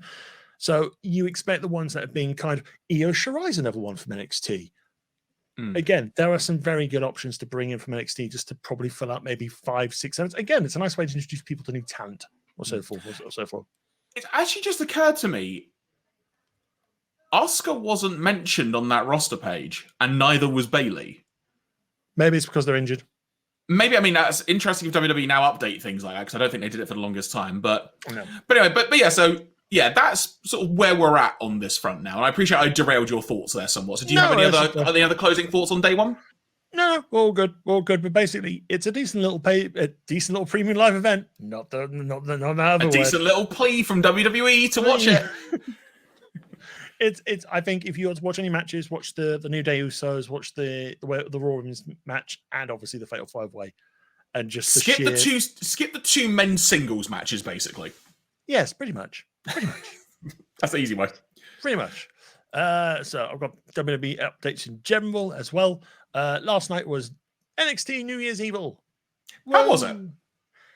It was all right. It was a fun, short, sharp, less than 2-hour show. And there are some good matches on there. You've got Carmelo Hayes versus Roderick Strong. They have a really good opener for unifying the Cruiserweight and the North American Champion. Carmelo Hayes is now the undisputed Cruiserweight North American Champion, just known as the North American Champion now. We had MSK. Wait. So the Cruiserweight title is now gone? Yeah. It is gone. 2.0, everybody. Yay! 205 Live still goes, though. Maybe they could just change that for now. They'll probably just change to NXT 2.0 Evolve or something. I don't know. 2.0. Anyway, no. MSK and Riddle took on Imperium last night. So you had Riddle versus Walter for a little bit. It was fun. MSK have won. They're doing the Dusty Road Classic again in 2 weeks for the men's. The women's is happening in a month's time. I'm amazed how they're going to do it for the women's because there's not many women's tag teams on. Maybe it'll be double elimination. Possibly. Who knows? So there's that. And finally, it took a while, but Braun Breaker is your NXT champion. He tapped out Ciampa there in the Steiner recliner last night. Amazing. And just to make sure Black and Gold is dead, they had Braun Breaker turn up and kick a giant X in two. It's just a giant polystyrene X in the style of NXT. He just came over and said, "I'm Braun Breaker," and just kicked it and just walked through it. I mean, it's like there are some small shining lights of interest on NXT, but a lot of it, again, right now is creative looking at the developmental, just bundling up every idea they could possibly think for them into like a ball of something. Throw it against the writer's room wall. If something sticks, they'll use it. So, and that's basically it. And sometimes, they've channeled their inner Vince Russo for next week. Oh, we're right. Okay, hang on. I need to open a can of Pepsi for this. Better get right, okay, I'm getting ready for this. Because as soon as you say channeling your inner Russo, I'm just like, no, wait, I need a drink now. So Tony D'Angelo, I'm ready. Tony D'Angelo is going to take on Pete Dunne. They've already had a match before, which I believe Pete Dunne won.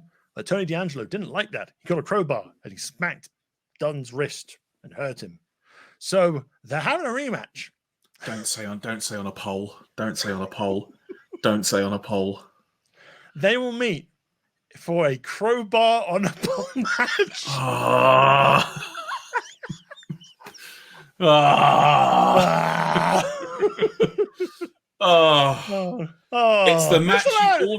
It's the match you already know you didn't want. Well, it's a load of bollocks. I'm sure it'll be fine. They were very good in the ring together in the standard 1-on-1. I think it'll be fine. What else? Anything but a poll. Anything but a poll. Coming up on NXT next week, we've got Grayson Waller versus AJ Styles. So. Oh, okay. So AJ Styles has decided to pop over. Now again, another side bit. Before Jeff Hardy was released a few weeks ago, Jeff Hardy was supposed to jump over to NXT for a little bit and team up with MSK, but that didn't happen. So it was Riddle. Instead, at the moment, because obviously after Grayson Waller destroyed and murdered poor Johnny Gargano, maybe for a short break, maybe destroying him to the point that he goes to AEW. Who knows? Maybe something to talk about next week. We've got he started the strange feud with AJ Styles, and they were supposed to have a match last night. They just had a promo, but they're going to have the main event match next week on NXT. Might be fun, might be fine. Who knows?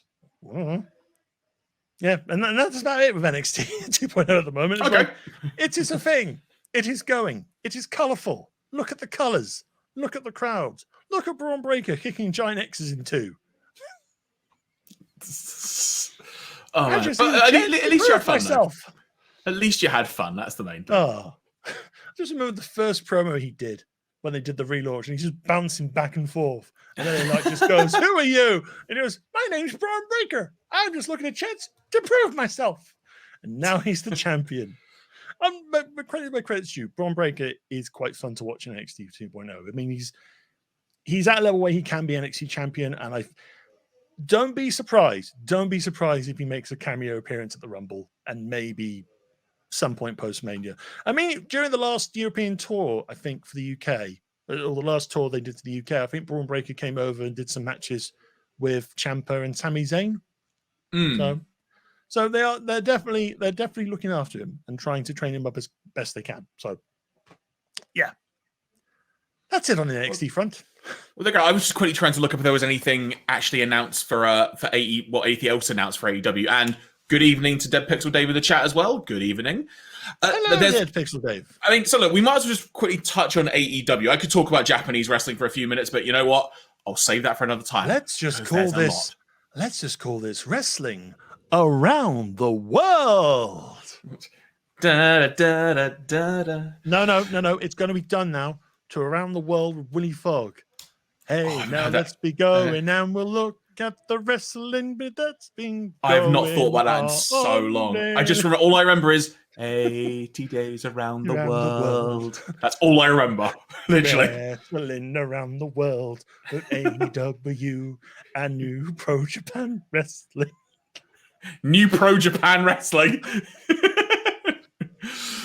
Hey, you know what? Fair play. So AEW Dynamite tonight. The main match on the show is Page v Danielson Zwei. How do you see this one going? Obviously, the big thing about it is if it goes to a draw, they're going to have judges at ringside who will be the ones to determine. I think one of the judges is Max Caster at the moment. I think he said on Twitter. What? I think he confirmed on Twitter he was one of the judges. That's got to be... nothing against Max Caster, but surely, if they're building this up... I don't know. So don't quote me on that, but it was kind of mentioned, he was mentioned about it on Twitter. If I'm being honest, I'd like to see a Page win, and I like to see it under 60 minutes. I think if it goes to 60 minutes again, as much as I'm sure it will be an amazing event, I don't need another 60-minute match between these two right now. Have a definitive winner. And I think if Page can have a definitive victory that sets him on a really good title reign, I will be fine with that. But either two things are going to happen. Either Page is going to get that decisive win, or it's going to go to a tie, and Danielson will somehow cheat his way to get the belt. I don't know. It's as much as like go on. I mean, we haven't talked about the Winter is Coming match, and we'll probably touch on it a little bit more last week. But it's like I liked the Winter is Coming match, but the way they kept going, this match is going long. This match is going long. It's like you're going to a 60-minute time draw, aren't you? All right, so I'll mention this now. Yeah. 2 minutes in, I knew that I didn't read any spoilers, but 2 minutes in, I knew it was going an hour. And it's because they did literally stalled and did sod all for about 5 minutes. And if you were watching the Fight TV feed, like I was, the commercial breaks where Page was on the floor, a bloody mess, having a bottle of water, while Danielson was doing jumping jacks, I literally just thought, this is not that I have a problem with it going 60 minutes, but it's just like, this is going 60 minutes, isn't it? But there were I really like the final 10, 15 minutes in the match were freaking great. But there was part of me that was very much like, if this isn't padding for time, I don't know what is. And maybe if you're watching live in the moment, it might have felt different.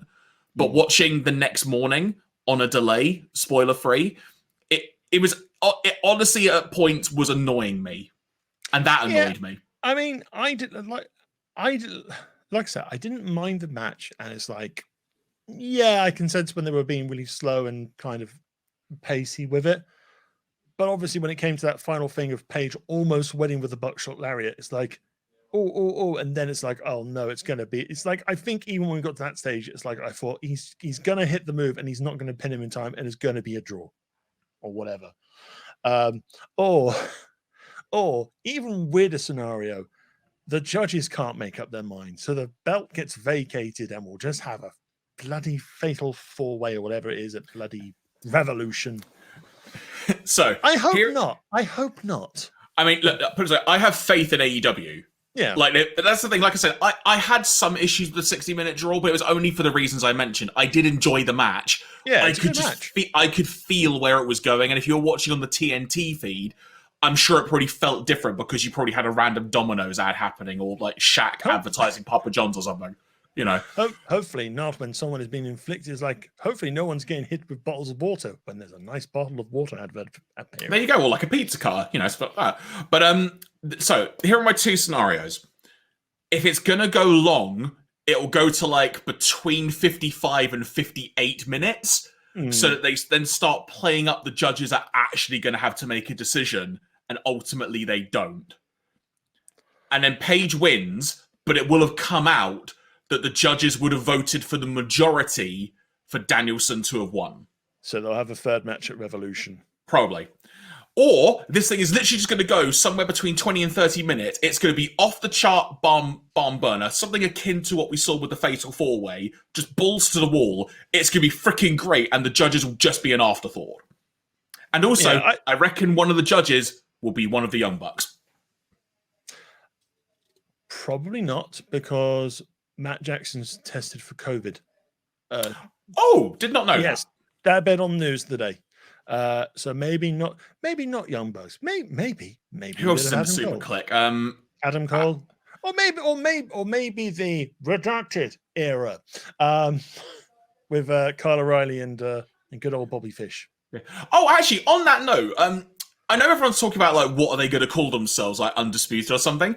Kyle O'Reilly in his promo backstage with Adam Cole, which, by the way, AEW does a better job of WWE continuity than WWE does, for the record.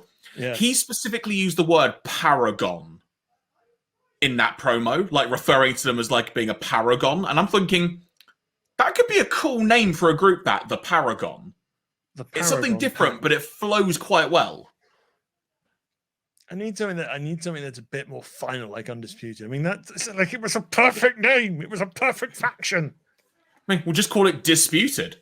We'll just call it the ultimate generation. Undisputable. The ultimate timeline. There we go. Done. There you go. But what was I saying? But yeah, so well, I'll put it this way: a judge probably would have been aligned with the Super Elite because they are against Paige. Logically, I would almost say make Omega one of them, but he ain't going to be around for a while. I'm not.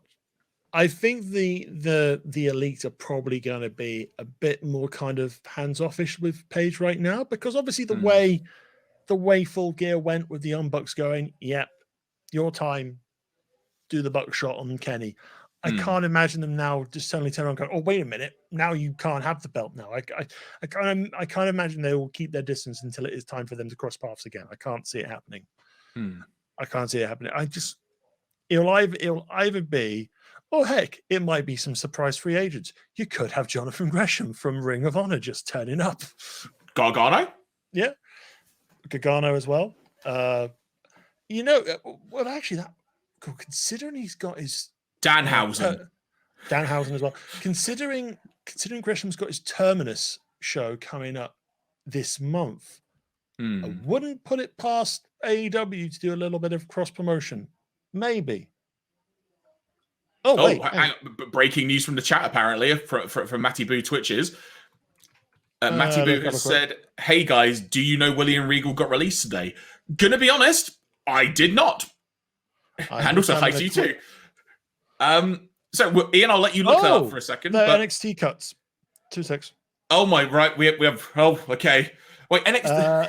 This happened. Hang on 2 seconds. I'm reading this now. This is. I'll let you read and I'll fill for time for a second. So, when it comes to other things potentially on the AEW front, judges-wise, might be some free agents that have happened recently. Tony Khan also said that his dream signing is going to happen soon. So I guess we will be finding that out imminently. So, Iain, what is the opening gambit you have got when it comes to potential breaking news releases?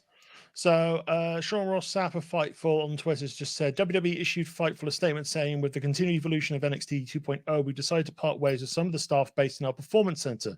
We thank them for their many contributions throughout the years and wish them the best. The only name that I'm seeing is Road Dogg at the moment. I do not see any other names. I might be wrong. I'm just on a quick check. This is actually breaking as we're talking, folks, so we didn't have this planned. So, well, you know what? While you're doing that then, mate, I will... in terms of other AEW stuff that's going on, obviously I say obviously because you might have missed it at this point. We've obviously got Rampage this Friday, but there's also the Battle of the Belt show happening this Saturday evening as well, which is going to have Britt Baker and Riho, and I believe Sammy Guevara and Cody Rhodes for the TNT title has been announced as a rematch. Iain, latest update. Right, so I've just gone to WrestleTalk.com. They have got an update regarding this from PW Insider. The PW Insider have confirmed releases of William Regal, Rajin Singh, Ace Steel, and writer Ryan Katz as well. As well as that, Sarah Cummins, who served as Senior Vice President, Consumer Products, was also released. And Road Dogg has been reconfirmed again there as well. Okay. So the cuts are to do with trainers and performance center staff. So at the moment, no talent. Hopefully that doesn't. Hopefully that stays as it is, and we don't see any talent go as well. And, Sean Ross Sapp has also said William Regal as well. He's confirmed that on his Twitter. Yeah, cool. All right. Yeah, so we will keep an eye on that as we're still on for a little bit longer here. But I mean, really sad to hear. But in terms of, okay, so just to try and analyze this ever so briefly. Okay. Clearly, this is still an evolution of the 2.0 element. And maybe them wanting to perhaps bring in, for lack of a better word, new blood or just change up things. Based on the fact that Ciampa lost last night, and I want to say he put out a tweet that just said thank you or something. I think I saw that. It makes you wonder if maybe this was kind of them thinking, let's get through New Year Evil, and then we'll kind of change a few more things up. Well, that's kind of like, almost like a chapter point, if you will. Yeah. I basically with Ciampa, either two things are probably going to, well, maybe three things might happen. Maybe he lets his contract run out with WWE and he moves on like Gargano. Maybe he moves up to main roster. Who knows? Again, probably not the most ideal thing considering how things have gone for main roster talent this past couple of months. I mean, he's always wanted matches with Randy Orton. Maybe that might be a bit of fun. I mean, heck, if you're going to keep Johnny in WWE, DIY versus RK Bro at WrestleMania. Wouldn't put it past a good thing. But no, I think we've had Samoa Joe, even though he vacated the NXT title, he hasn't been a talent on air, but he has been involved a lot at the tryouts recently. So maybe he's the new wave of performance center staff side of things. I know Scotty 2 Hottie stepped down from his coaching role at Performance Center because he wasn't in line with, he didn't really go with the changes that was happening. So yeah, it looks unfortunately like more in line of, no, we want it to be more now in line with NXT 2.0 than with Black and Gold. And yeah, it sucks, but at this stage now, it's not really that surprising. I thought Regal had pretty much done and dusted. I'm surprised Regal's been released. I thought he would have gone back over. He could have gone back over to NXT UK. Maybe, but it might also just be a case where, what's the way to put this? Sometimes change like that is needed. Yeah. Slightly speaking from a little bit of personal experience here, without trying to pull too much shade over on anything here. Sometimes things have just got to change. And whether you want it to or you don't want it to happen, sometimes it needs to in order to move on and evolve to whatever the next form is or what you're striving towards, as it were. So it may just be a case of that, because given how long-standing an employee that, for example, Regal and Road Dogg have both been, Yeah. They're both long tenured. One might also assume they were heavily involved in what I will phrase as the Triple H era of NXT. Mm-hmm. And if there's one thing that's abundantly clear based on what you were saying about Braun Breaker kicking a giant X last night during his entrance, that era is well and truly gone. Yes, I'm just keeping an eye on Twitter just in case anything else pops in. That's cool. I think we're probably going to wrap up in a few minutes anyway. Yes. But yeah, like I said, AEW's got some cool stuff happening specifically tonight, and then obviously Rampage Friday, then Battle of the Belts. When it comes to us, we will be back Wednesday next week. We will be live once again on Twitch at our regular time of 7:30, unless something else random comes up that none of us expect. And we will be discussing AEW primarily on that show. We'll be talking about the Dynamite episode that is happening tonight at the time we are broadcasting and recording this. And no doubt we'll be talking about Rampage and the Battle of the Belts special as well. So plenty of AEW to be discussing next week. Mm-hmm. Absolutely. It's going to be a pretty stacked show. That's all I can say for it. It's going to be very stacked. And we might have to send for Hook. Hook. Mate, Hook has been amazing. Mate. Every day, Hook is sent. The day just gets a bit brighter. It's so good. It's also like, it's so good. Like, just how could you not just be enthralled by it? Also, the technique by Taz segment on Rampage was glorious. I haven't seen that bit yet. I need to do it. I haven't watched last week's Rampage, especially the street fight thing as well, but I will watch that. Mate, that street fight is mental. Like, fair play to those women. Like, sometimes you have like, okay, street fight, I kind of have an expectation. They freaking blew that out the water with what they did. It is a sight to behold in a good way. It's incredible. I just hope it's a definitive end of the Bunny and Penelope Ford against Anna Jay and Ty Conti. If we can all move on to other things now, that'll be lovely. But I'm sure I've heard very, very good things about the match. I will be watching it at some point. I'll try and watch it before the next episode we do live. Tonight as well, it's TBS Championship final. Cargill versus Soho. Who are you calling? Who do you think? I think it's Cargill. And then go on. I'll let you finish your thought. Then I'll say my thought. It's like Cargill is technically an AEW homegrown talent. She has an insane win-loss record of many victories. No, I can't do it off the top of my head. I think they will reward her for the sort of like the sports. I mean, her match with Thunder Rosa last week was really good. It's like it kind of played. It played with what Jade was good as a wrestler, and also covered up obviously things that she wasn't necessarily great with. But no, I think she's had this was one of her longest matches, and it was like, yeah, she held herself a little bit. They've now teamed up with Mercedes Martinez. Yeah, Right way around. Sorry. You're doing it Japan style, surname, then full name. Wait a minute. Mercedes Martinez. Yeah, that's the right. Mercedes Martinez. They've teamed her up with that, so she's like an enforcer now with Mark Sterling and stuff like that. I think Jade will win it, and I think Jade will probably eventually suffer her first loss, maybe at All Out. That's just me thinking. Latest news from Sean Ross Sapp. Scott Armstrong is among the NXT personnel cuts WWE has confirmed to Fightful. Okay, Scott Armstrong was another trainer, I imagine? Possibly, maybe even a referee. That's the first thing I thought of, but at the very least, definitely personnel. So that's another person who is no longer there. But just to reiterate some of the stuff that's come through on Twitter, it has been confirmed to Fightful at least that the cuts are not on talent. So okay, we shall see if that remains to be seen. Hopefully, like I said, fingers crossed, we don't see any talent leave today. So in terms of my pick on the TBS title tournament, to touch on what you were saying about the Thunder Rosa match last week with Cargill, I thought there were parts of it that were really good. Particularly, there was one particular pump kick that Jade did that looked brutal, and it was so good. Overall, I didn't like the match. I thought it actually made Cargill look bad, personally, because there's an element. What's the way to put this? So, to make Twitches in the chat, correct. I believe Scott Armstrong is Road Dogg's brother. Yes, now that you mention that, I believe that is the case. Okay. I think Cargill almost needs to be treated in similar vein to Goldberg, in the sense that less is more. And I don't mean as a detriment. I mean, from her experience, she only debuted, last year with Shaq?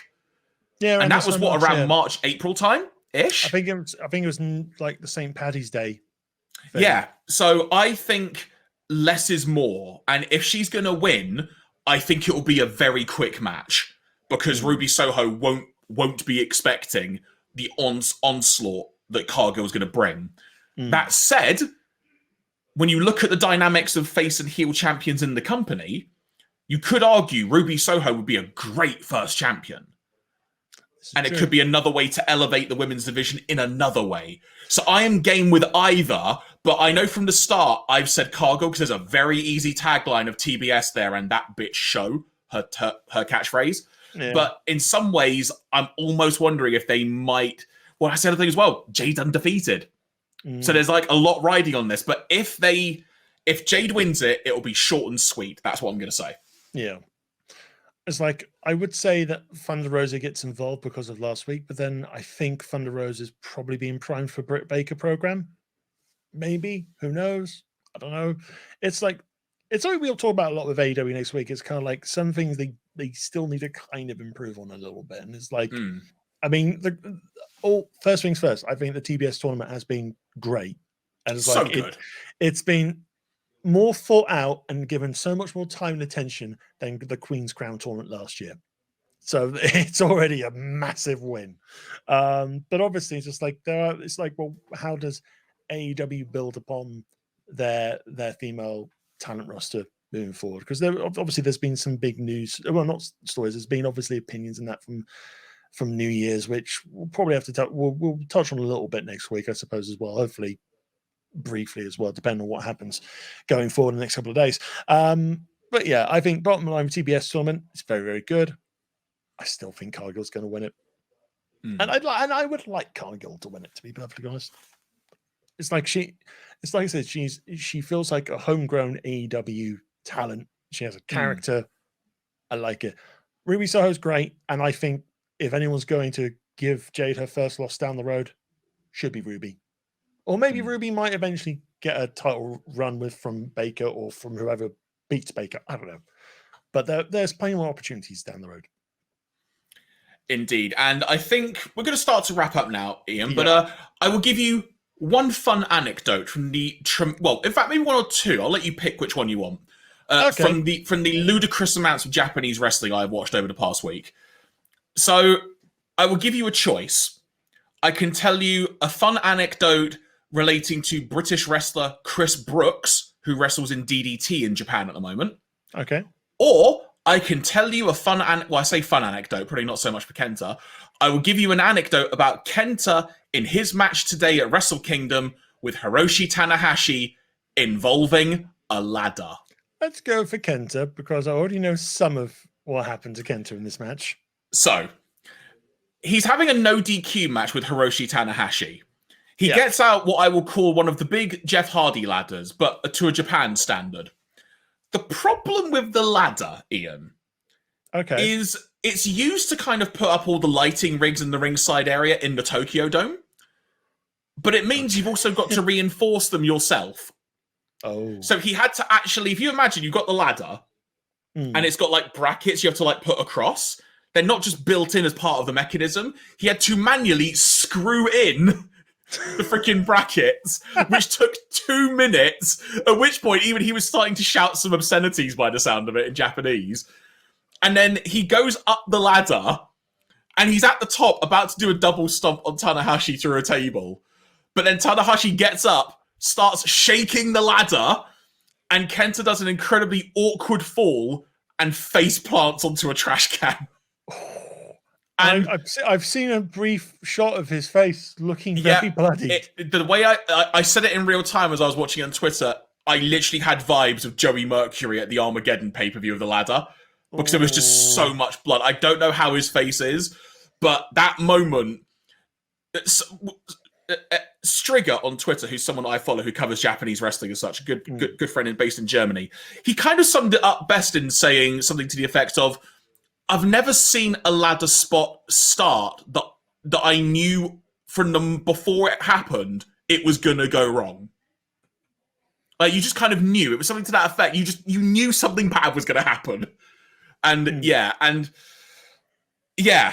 it was a moment. I won't spoil the result or anything, but that was, look it up on Twitter. It's quite the moment. But yeah. So there you go. The other random fun thing, I'll just tell you why not quickly. Chris Brooks wrestled someone dressed as a giant cat. As you do. Yeah. And it was great.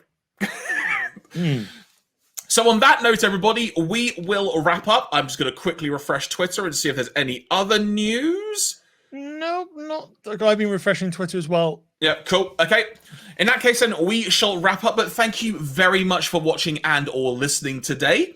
If you want to find out more about Bunkerzilla and BunkaMania, of course, you can follow Bunkerzilla at Bunkerzilla UK on Twitter and search for the Stomping Grounds Facebook page on the old Facebook as well. And of course, if you're watching a replay on the YouTube channel and you've enjoyed this, give us a like, and if you feel so inclined, a subscribe as well. And of course, if you're here on Twitch and joining us for the first time, why not give us a follow, and if you feel so inclined, a subscribe too. Mr. Dekker Dane, aka Iain Boulton, any other closing thoughts you would like to have before we close up here today? Well, we also have the email address, which we have now tailored for BunkaMania. So send all your feedback and thoughts and all that to BunkaMania at bunkerzilla.co.uk. Don't get it the wrong way around, because it won't go anywhere. It's a bit more direct. It will come directly to me and Jeremy as well. So we've got that as well. Of course, I do some extra streaming as well over my own channel, twitch.tv/thedekkerdane.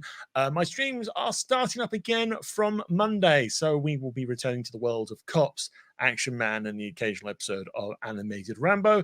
And then, yeah, there'll be some new stuff coming on that channel as well. We'll be doing a few more gaming streams and maybe just some random things as well. It's like, say goodbye to my background, because it's going to be a different location next week as well. So I'm only going up a level. I'm going upstairs.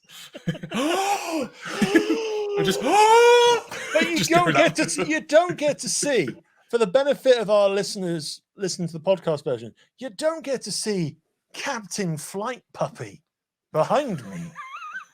He's ready for takeoff. I wasn't expecting the name to be so direct. Sorry. Captain Puppy. No, Captain Flight Puppy. That's what you said. Captain Flight Puppy. He's here to make sure your flight is as comfortable as possible, and also give him some biscuits and some rubs. Or you'll be a hecking concerned flight. That's all I'll say. Also, before we say goodbye, I am going to leave you with the great happy news that we are finally getting Lesnar versus Lashley. Bobby Lashley was so happy. Look at him. He was so happy. He was so happy. He just went, give me Brock. Only Brock. Why not give me Brock? And hopefully that will haunt your dreams for the rest of the evening. But why not Brock? Give him Brock. Give him Brock. Give him Brock now. I don't know what to say. And that's all for this premium live event. BunkaMania Live, the only premium live event where we give you nightmares. And as Matty Boo Twitch has just said in the chat, and I agree. Gee, thanks. And before we say goodbye as well, big thank you to Loco is Great for resubscribing. Again, you've been subscribing for 15 months. Thank you so much. Lovely. But yes, maybe let's just all just enjoy Captain Flight Puppy just behind me going, don't worry, I'll look after you. Squirrel. What does Captain Flight Puppy think is going to happen in Danielson v Page tonight? I don't know, but I'm going to do an overpass flight. God. This premium live event has come to an end. Folks, thank you very much for watching and or listening tonight. It has been great fun. From myself, Jeremy Graves, from him, the Dekker Dane, Mr. Iain Boulton. You've been watching BunkaMania here on Bunkerzilla UK. Until next time, signing out, and talk to you Wednesday next week.